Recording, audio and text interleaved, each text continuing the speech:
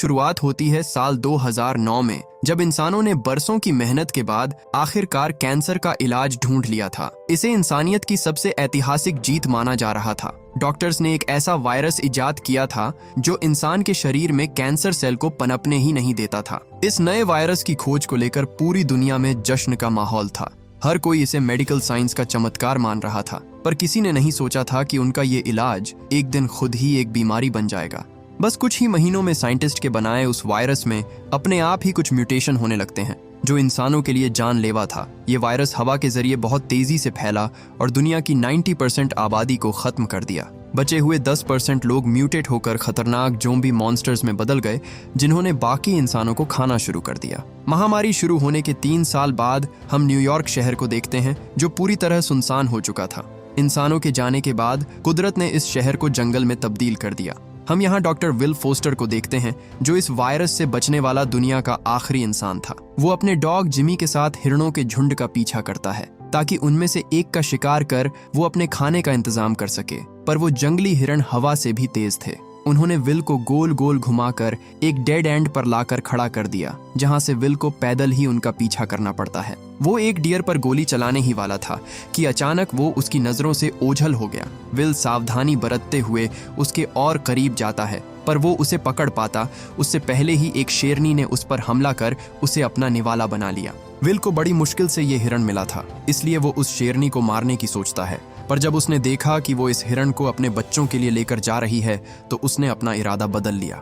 घड़ी में अलार्म बजते ही वो एकदम से अलर्ट हो गया, क्योंकि सूरज डूबने का समय हो चुका था।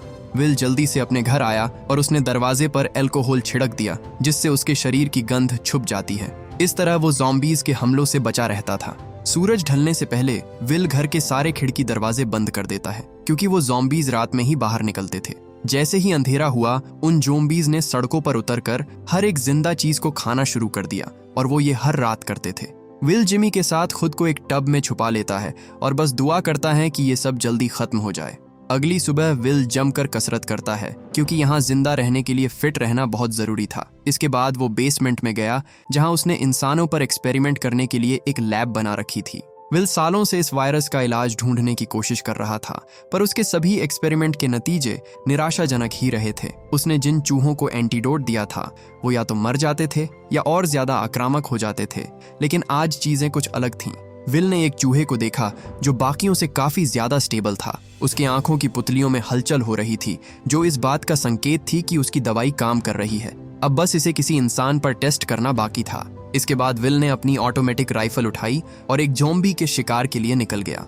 दिन के समय ये शहर पूरी तरह सुरक्षित था, क्योंकि वो ज़ॉम्बीज़ सूरज की रोशनी में आते ही मर जाते थे। सबसे पहले विल एक ग्रोसरी स्टोर में जाता है और वहां से शिकार के लिए कुछ चीजें खरीदता है। किसी इंसान को मिले हुए उसे अरसा हो गया था, जिस वजह से तन्हाई ने उसके दिमाग पर गहरा असर डालना शुरू कर दिया। अपने अकेलेपन से लड़ने के लिए उसने स्टोर में कुछ पुतले खड़े कर रखे थे, जिनसे वो हर दिन ऐसे बात करता था जैसे वो सचमुच जिंदा हों। हर रोज विल रेडियो पर एक सिग्नल भेजता था। वो ये काम पिछले 3 सालों से कर रहा था, ताकि अगर कोई जिंदा हो तो उसे उसकी मौजूदगी का पता चल सके। पर शायद शहर में वो अकेला ही बचा था, क्योंकि इतने समय में उससे मिलने कोई नहीं आया। विल एक क्रैश हुए फाइटर जेट पर गोल्फ खेल ही रहा था कि तभी जिमी को झाड़ियों में कोई चीज दिखाई दी, जिससे वो एकदम चौकन्ना हो गया। विल ने देखा कि वो तो एक हिरण है, जिसके बाद दोनों उसका पीछा करते हैं। हिरण उन लोगों से बचते हुए एक अंधेरे कमरे में चला जाता है। विल ने अपने डॉग को उसके पीछे जाने से मना किया, पर वो नहीं माना और अंदर चला गया।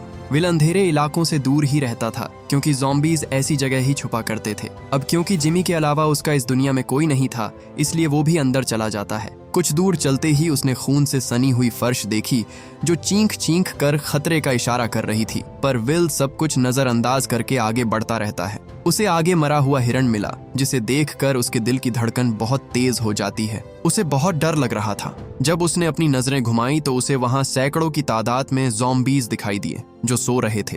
विल बड़ी सावधानी से पीछे हटने लगता है, क्योंकि उसकी जरा सी आहट भी उन सोए हुए ज़ॉम्बीज़ को जगा सकती थी। आखिरकार उसने जिमी को ढूंढ लिया।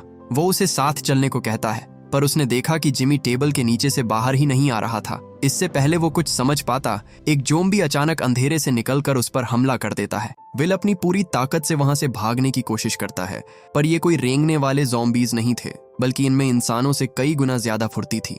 उसने विल पर झपट्टा मारा, पर विल बिल्डिंग के फर्स्ट फ्लोर से नीचे कूद जाता है, जिससे वो ज़ॉम्बी सूरज की रोशनी में एक्सपोज हो गया। खुद पर सूरज की किरणें पड़ते ही वो ज़ॉम्बी दर्द से तड़पने लगा और उसकी चमड़ी जलने लगी, जैसे तेजाब ने उसे छू लिया हो। इस हमले में विल मरते मरते बचा, पर एक अच्छी बात ये रही कि उसे पता चल गया कि ज़ॉम्बीज कहाँ छुपे हुए हैं। इसके बाद वो एक जाल बिछाता है ताकि उनमें से एक को पकड़कर वो उस पर अपनी वैक्सीन का ट्रायल कर सके। पता चला कि विल इस इन्फेक्शन से पूरी तरह इम्यून था, पर अफसोस की बात ये थी कि उसके डॉग के पास ऐसी कोई इम्यूनिटी नहीं थी। विल ने उसे वहीं इंतजार करने को कहा और इंस्ट्रक्शन दिए कि अगर किसी कारण से वो शाम तक वापस नहीं लौटा तो वो यहाँ से चला जाए। इसके बाद उसने अपने खून की कुछ बूंदें निकाली और उसे ले जाकर उस अंधेरे कमरे में बिखेर दिया। खून की महक सूंघते हुए जैसे ही एक ज़ॉम्बी वहां आया, वो उसके बिछाए हुए जाल में फंस गया। विल उसे मार कर बेहोश कर देता है, पर तभी उसने कुछ ऐसा देखा जिसकी उसे बिल्कुल उम्मीद नहीं थी। एक ज़ॉम्बी उसकी मदद के लिए बाहर आने की कोशिश करता है और इसी कोशिश में वो सूरज की तेज रोशनी में बुरी तरह झुलस गया। पहली बार विल ने देखा था कि किसी एक ज़ॉम्बी के पकड़े जाने पर दूसरा इस तरह बेचैन हो रहा था। ये साफ इशारा था कि अब वो सिर्फ जानवर नहीं रहे, वो धीरे धीरे इवोल्व हो रहे थे। इसके बाद विल उसे अपनी लैब में ले आता है। वो उसे आम इंसान से 10 गुना ज्यादा बेहोशी की दवा देता है, पर उससे भी वो ज़ॉम्बी सिर्फ नींद में ही गई। इसके बाद वो अपनी नई वैक्सीन की इंसानों पर आजमाइश शुरू करता है। जैसे ही उसने उसे एंटीडोट दिया, उस ज़ॉम्बी की पल्स फिर से नॉर्मल होने लगती है और तो और उसकी बॉडी का टेम्परेचर भी कम होने लगा। विल को लगा कि उसकी वैक्सीन इस वायरस को रोकने में कारगर है, पर तभी अचानक से सब्जेक्ट बुरी तरह अनस्टेबल हो जाती है। उसका शरीर किसी बिना पानी की मछली की तरह छटपटाने लगा और कुछ देर बाद उसकी मौत हो गई। विल को ये ज़ॉम्बी बड़ी मुश्किल से मिली थी, इसलिए वो उसमें फिर से वो ज़ॉम्बी वायरस इंजेक्ट कर उसे जिंदा कर देता है, जिससे उसमें फिर से जान आ गई। सालों की मेहनत के बाद भी उसका ये इलाज इंसानों पर बेअसर साबित हुआ। विल अपनी सारी नाकामियों को एक हार्ड ड्राइव में सेव कर देता है ताकि अगर कोई दोबारा वैक्सीन बनाने की कोशिश करे तो वो उन गलतियों को ना दोहराए जो उसने की थी। इतनी नाकामयाबी के बाद भी विल अपनी वैक्सीन की आजमाइश जारी रखता है। उसने अपने व्लॉग में उस मेल ज़ॉम्बी का भी जिक्र किया जो आज सूरज की रोशनी में आ गया था। उसे लगा कि शायद खाने की कमी के कारण वो अपने जीने के तरीके को बदल रहे हैं, और अगर ये सच है तो ये इस बात का संकेत था कि वो अब पहले से ज्यादा खतरनाक हो रहे थे। अगली सुबह विल फिर से रेडियो पर अपने मैसेज को ब्रॉडकास्ट करता है, इस उम्मीद में कि कोई उसे सुनेगा, पर घंटों तक पोर्ट पर इंतजार करने के बाद भी कोई उससे मिलने नहीं आता। इसके बाद विल जब वापस लौट रहा था तभी उसकी नज़र एक पुतले पर पड़ी, जिसे देखकर वो एकदम से सन्न रह जाता है, क्योंकि ये पुतला उसने खुद उस ग्रोसरी में रखा था। उसे समझ नहीं आ रहा था कि आखिर ये पुतला यहाँ आया तो आया कैसे, क्योंकि उसके अलावा इस शहर में और कोई नहीं था जो ऐसा कर सके। विल को लगा कि अब वो अपना मानसिक संतुलन खोने लगा है। वो उस पुतले से ही पूछने लगता है कि वो यहाँ कैसे आया, और जब सामने से कोई जवाब नहीं आया तो उसने गुस्से में उस मैनेक्विन को गोलियों से भून दिया। विल को समझ नहीं आ रहा था कि ये कैसे हुआ। एक पल के लिए उसे लगा कि कहीं ये उन मॉन्स्टर्स ने तो नहीं किया, पर फिर उसे याद आया कि ऐसा हो ही नहीं सकता, क्योंकि उनके अंदर सोचने समझने की क्षमता नहीं थी। विल जैसे ही और जानने के लिए थोड़ा आगे बढ़ा, उसका पैर वहां बिछाए हुए एक ट्रैप पर पड़ जाता है, जिसकी वजह से विल सीधा सर के बल जा गिरा और बेहोश हो गया। जब उसे होश आया तो शाम हो चुकी थी। विल ने देखा कि सूरज ढलने वाला है, उसे फौरन वहां से निकलना होगा। वो एक चाकू से अपने पैर में उलझी रस्सी को काटने लगता है, पर जैसे ही वो छूटकर नीचे गिरा, उसका वो चाकू उसकी जांघों में घुस जाता है, जिससे विल लंगड़ा हो गया। दर्द में कराहता हुआ विल किसी तरह अपनी कार तक पहुंचने की कोशिश करता है, लेकिन तभी उसने देखा कि सूरज बस ढलने ही वाला है। इसी बीच जिमी अंधेरे की ओर देखकर भौंकने लगता है। विल समझ गया कि वहां जरूर कोई है, पर वो कुछ कर पाता उससे पहले ही अंधेरे में छुप कर बैठा वो ज़ॉम्बी अपने इन्फेक्टेड डॉग्स को उस पर छोड़ देता है। उन डॉग्स ने विल पर हमला करना चाहा, पर रोशनी की एक लकीर उन्हें ऐसा करने से रोक लेती है। विल जल्दी से अपनी गन तक पहुंचने की कोशिश करता है, पर तभी वो लकीर पतली होते होते गायब हो गई और उन डॉग्स ने उस पर हमला कर दिया। विल एक दो को मारने में कामयाब रहता है, पर वो इस हमले में जिमी को नहीं बचा पाता। वो डॉग्स उस बेचारे को काट कर इन्फेक्ट कर देते हैं। विल जल्दी से जिमी को लैब में लाता है और उसे बचाने की अपनी आखिरी कोशिश के तौर पर उसे वो एंटीडोट लगा देता है जिसे उसने हाल ही में तैयार किया था। विल ने उसे दवा तो लगा दी, पर वो अंदर ही अंदर जानता था कि वो जिमी को नहीं बचा पाएगा, लेकिन फिर भी वो आखिर तक उसके पास बैठा रहा। जल्द ही वो वायरस जिमी के शरीर पर हावी होने लगता है, जिसके बाद विल को मजबूरन अपने जान से भी प्यारे डॉग को अपने ही हाथों से मारना पड़ा। अगली सुबह विल उसे दफना देता है, पर उसे दफनाते ही उसके जीने की सारी वजहें खत्म हो चुकी थी। वो ढेर सारी डिप्रेशन की दवाई खा लेता है क्योंकि वो सुसाइड करने वाला था, पर मरने से पहले वो उन ज़ॉम्बीज से जिमी की मौत का बदला लेने की सोचता है। विल ने अपनी कार शहर के बीचों बीच लाकर खड़ी कर दी और शाम होने का इंतजार करने लगा। जैसे ही सूरज ढला, वो ज़ॉम्बीज एक एक कर अपने अपने ठिकानों से बाहर निकलते हैं और जैसे ही विल ने हॉर्न दबाया, वो सब एक साथ उस पर टूट पड़े। गुस्से में विल उन सारे ज़ॉम्बीज को अपनी कार से रौंदता हुआ आगे बढ़ जाता है। उसने सोच लिया था कि आज वो किसी को नहीं छोड़ेगा। उसने एक एक को बुरी तरह कुचल डाला। जल्द ही वो ज़ॉम्बीज विल पर भारी पड़ने लगते हैं। उनमें से एक पोल पर चढ़कर उसे विल की कार पर गिरा देता है, जिससे उसे आगे का कुछ दिखाई नहीं देता। इसी बीच एक और ज़ॉम्बी ने उसे अपनी पूरी ताकत से धक्का मारा, जिससे उसकी कार बुरी तरह डैमेज हो जाती है। विल कार स्टार्ट करके वहां से भागने की कोशिश करता है, पर तभी उन ज़ॉम्बीज ने उसकी कार को पलट दिया। विल के पास अब बचने का कोई रास्ता नहीं बचा था। वो ज़ॉम्बी जिसने ये सब प्लान किया था उसके पास आता है और उसे मारने ही वाला था कि तभी एक तेज रोशनी चमकी और वो सारे ज़ॉम्बीज भाग खड़े हुए। विल को बिल्कुल भी होश नहीं था कि उसके साथ अभी अभी क्या हुआ। उसे अपने कानों में एक लड़की की आवाज सुनाई दी जो विल से उसके घर का पता पूछ रही थी। बेहोश होने से पहले विल उसे एक मैप देता है जिसमें उसके घर तक पहुंचने का नक्शा था। अगली सुबह जब उसे होश आया तो उसे यकीन ही नहीं होता कि कल रात के हादसे के बाद वो जिंदा बच गया।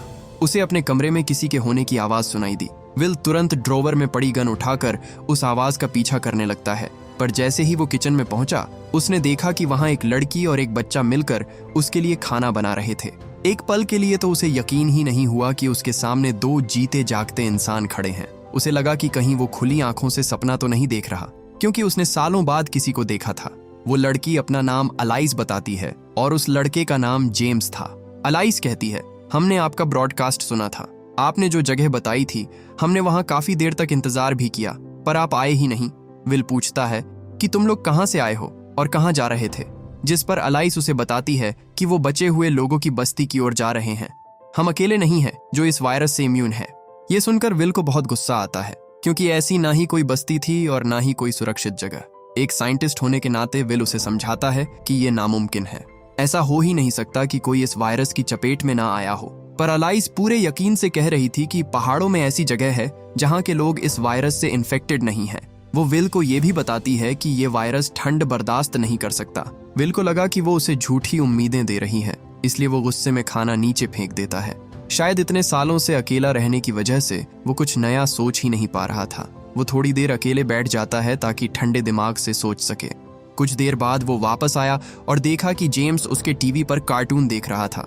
विल अपना मन बहलाने के लिए यही कार्टून देखता था, इसलिए उसे उस कार्टून का हर एक डायलॉग याद था। विल अपनी उस खाना फेंकने वाली हरकत के लिए उससे माफी मांगता है और उसे शुक्रिया कहता है कि उसने खुद को खतरे में डालकर उसकी जान बचाई। वो उसके बारे में और जानना चाहता था, जिसके बाद अलाइस विल को बताती है कि एक शिप ने हमें रेस्क्यू किया और यहाँ ले आया, पर जल्द ही मेरे साथ के लोग भी वायरस से इन्फेक्ट हो गए और जो इस वायरस से इम्यून थे उन्हें ज़ॉम्बीज ने मार डाला।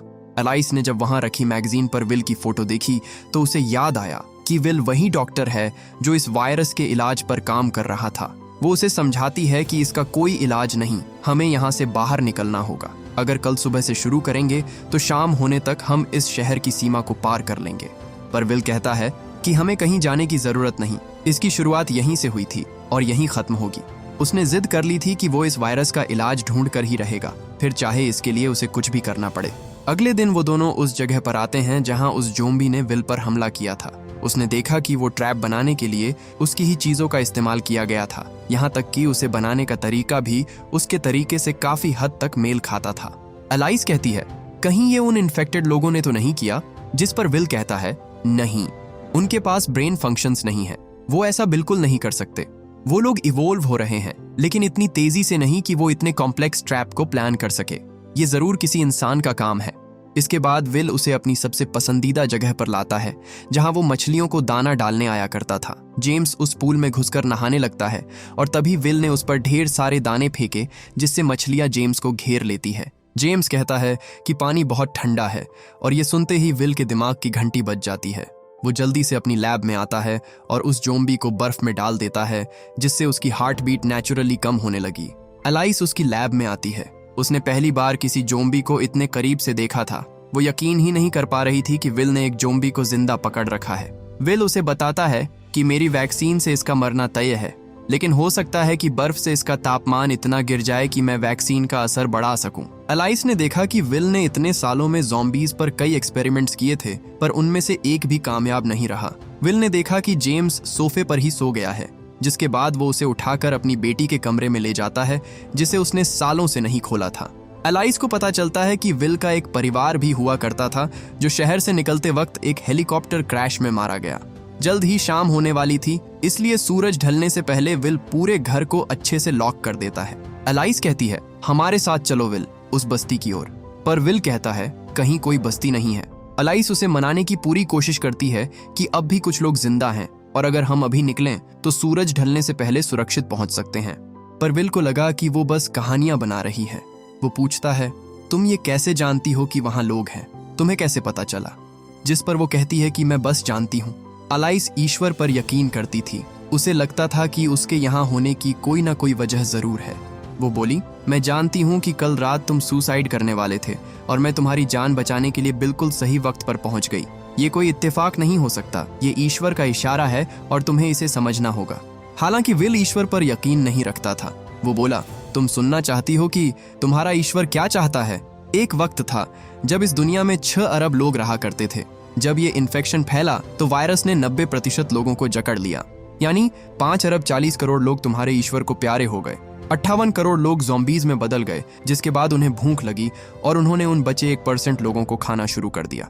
वो हर एक आदमी जिसे तुम या मैं जाना करते थे, वो अब मर चुके हैं और तुम्हारे उस ईश्वर ने उनमें से किसी को नहीं बचाया। अपने दिमाग से ये बात निकाल दो कि ईश्वर है, कहीं कोई ईश्वर नहीं है। हम इस दुनिया में बिल्कुल अकेले रह गए हैं। उसकी ये बातें सुनकर एलाइस रोने लगती है, क्योंकि जिस विश्वास के सहारे वो अब तक जिंदा थी, विल ने उसी को झूठ और बेकार साबित कर दिया था। वो बात कर ही रहे थे कि तभी विल को कुछ वाइब्रेशंस महसूस हुई। उसने एक बड़े खतरे को सेंस कर लिया था। वो एलाइस से पूछता है कि कल तुम मुझे यहाँ दिन में लाई थी या फिर रात में? जब उसे पता चला कि वो सूरज निकलने से पहले यहाँ पहुंच गए थे, तो वो जल्दी से उसे घर की सारी लाइटें बंद करने को कहता है, क्योंकि ज़ॉम्बीज ने उनका पीछा कर उन्हें ढूंढ लिया था। सैकड़ों ज़ॉम्बीज तेज रफ्तार से उसके घर की ओर बढ़ रहे थे। उन्हें रोकने के लिए विल ने यूवी लाइट्स जलाई, पर उन लाइट्स का उन पर कोई असर नहीं होता।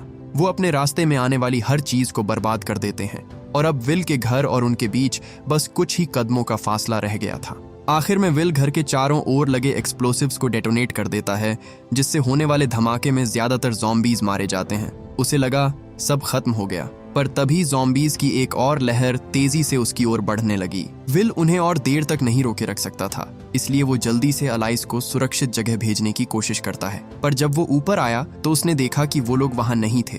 वो कुछ समझ पाता उससे पहले ही एक ज़ॉम्बी ने उस पर हमला कर दिया। वो उसकी गर्दन पकड़कर उसे नोचने की कोशिश करता है, पर विल ने पास पड़ा स्क्रू ड्राइवर उसकी टांग में घुसा दिया।